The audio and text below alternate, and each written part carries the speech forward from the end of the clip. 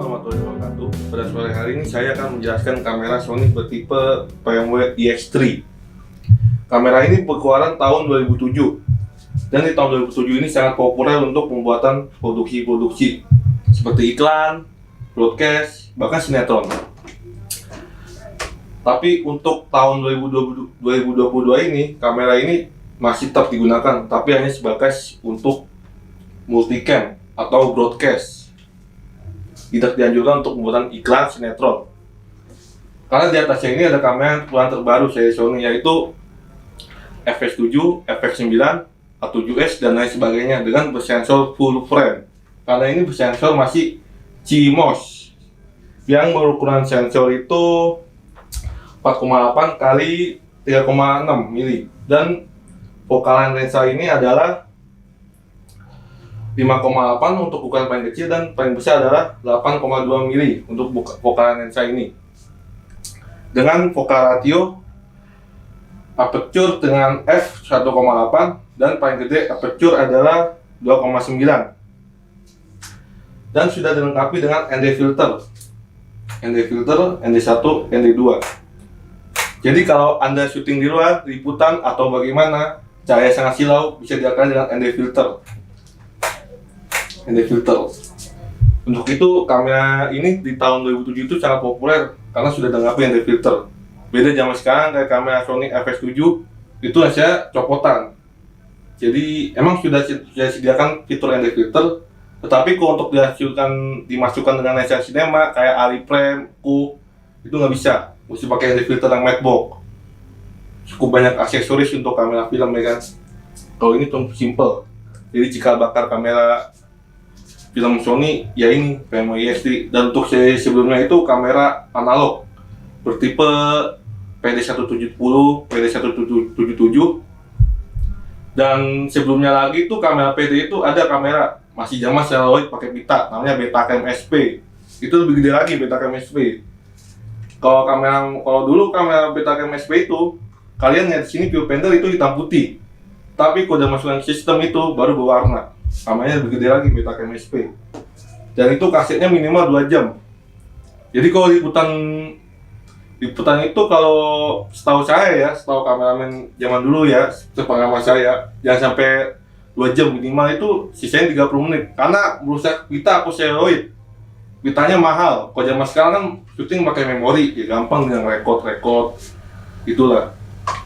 Jadi zaman dulu itu kalau dibilang itu lebih berhati-hati lah, kalau record lebih mikir dulu lah. Kalau sekarang kan langsung aja bablas pakai memori. Mungkin cukup itu yang bisa saya jelaskan secara singkat dari kamera PMW EX3 ini. Untuk itu saya akan menjelaskan bagian detail-detail dari bagian ini, seperti tombol-tombol yang sebanyak ini di kamera ini. Untuk di kamera ini untuk apa aja dan sebagaimana fungsinya.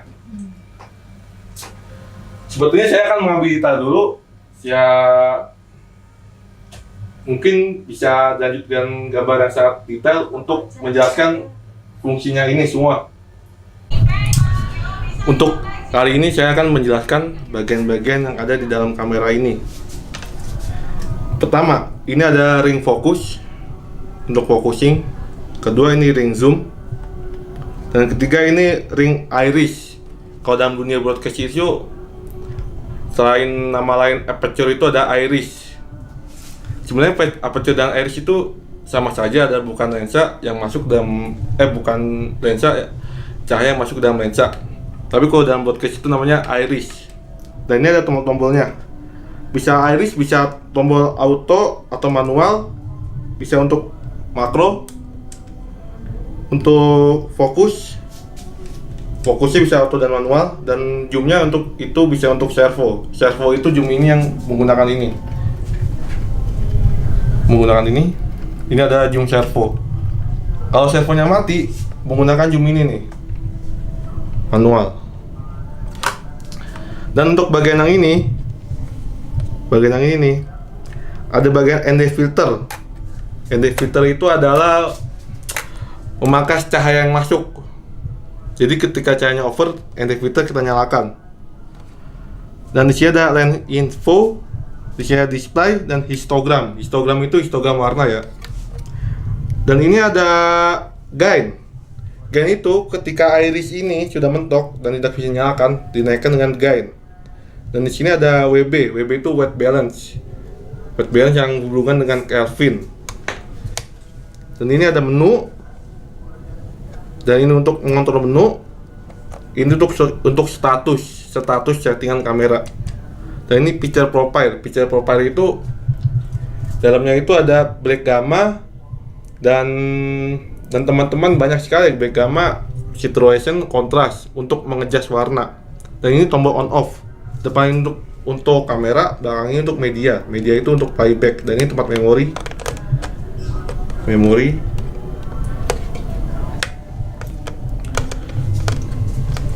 Dan ini tempat memori. Ini untuk kontrol audio. Kalau audio internal berarti dari mic sini nih. Kalau eksternal itu pakai mic eksternal yang dimasukkan ke dalam sini. Masukkan dalam sini nih. Dalam sini. Nah, ini untuk kontrol audio dan ini untuk inputnya apa saja. Mari kita lihat. SDI out. SDI out itu berfungsi untuk memasukkan out kamera ini ke dalam sistem broadcast. Gain lock itu berfungsi untuk menyamakan. Jadi fungsi gain lock itu sebenarnya ketika kita syuting broadcast dari 5 kamera dan settingan kamera itu resolusinya berbeda-beda, ada yang 720, ada yang 1080i, 50p, kita samakan dengan gain lock langsung otomatis. Dan remote itu untuk menyambungkan ke CCU untuk menambahkan CCU. Dan ini TC in dan TC out. Ini untuk monitor tambahan TC in dan TC out. Dan di samping sini juga ada monitor tambahan, monitor out. Dan S video itu untuk kamera recorder juga bisa seperti apa ya, Shogun, Atomos dan sebagainya. Dan ini untuk power, DC in power. Ini servo zoom.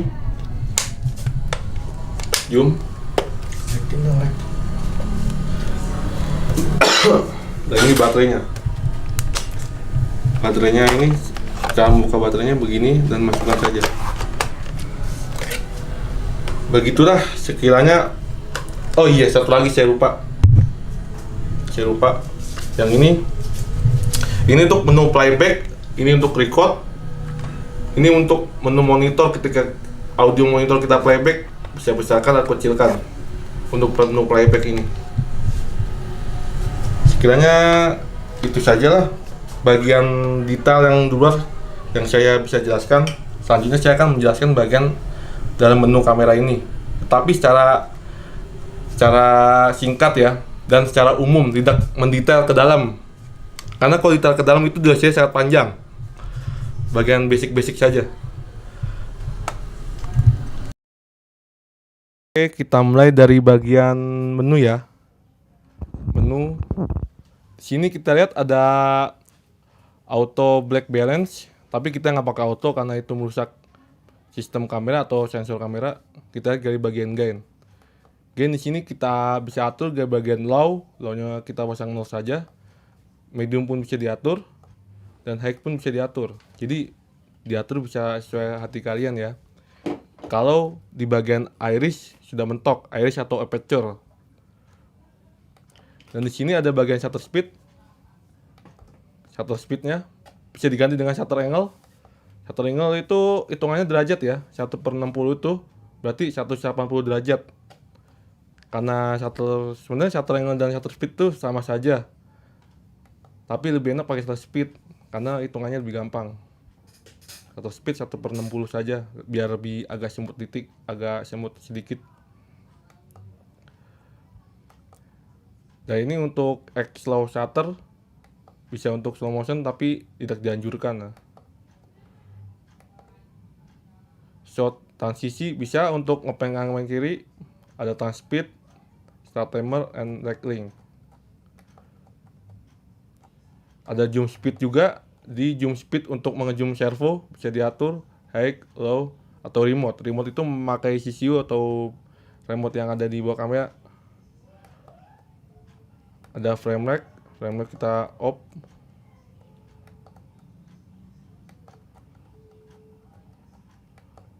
Dan di sini ada bagian audio. Di sini bagian output kamera. Di sini bagian focusing, ada picking. Pickingnya kita pesan normal. Picking itu untuk fokus ya. Dan untuk marker dan zebra. Ada display. Display pun ada sini.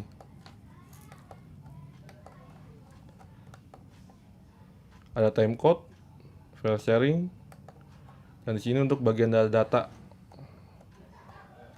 Nah, di sini kita pasang video format itu 25p, EQ 25p. Harusnya SP 50i. Karena shutter speed kita 50 itu dibagi 2, jadi 50 harusnya. Tuh. Dan Indonesia itu broadcastnya pakai PAL area bukan NTSC. NTSC itu untuk di luar, kita pakai PAL area. Ada format media, format untuk format memori, dan kita di sini lihat picture profile. Picture profile mana nih? Nah, picture profile untuk menyeting WB atau white balance. Ada detail off. Nah, WB untuk menyeting WB-nya ada di picture profile, menu picture profile 4900 dia pasang WB-nya. Sini ada skin tone detail. Skin tone detailnya ada keni, ada gamma, ada black gamma, ada low key. Low key itu untuk menyalakan cahaya. Black gamma itu untuk mempertajam gambar. Sepertinya itu cukup penjelasan singkat dari kamera PMW iX3 ini. Mohon maaf kalau ada penjelasan yang kurang dipahami atau bagaimana. Sekian. Demikian sudah informasi dan sejarah singkat dari saya tentang kamera Sony PMW iX3. Mohon maaf apabila ada kesalahan kata atau informasi yang kurang jelas. Wassalamualaikum warahmatullahi wabarakatuh.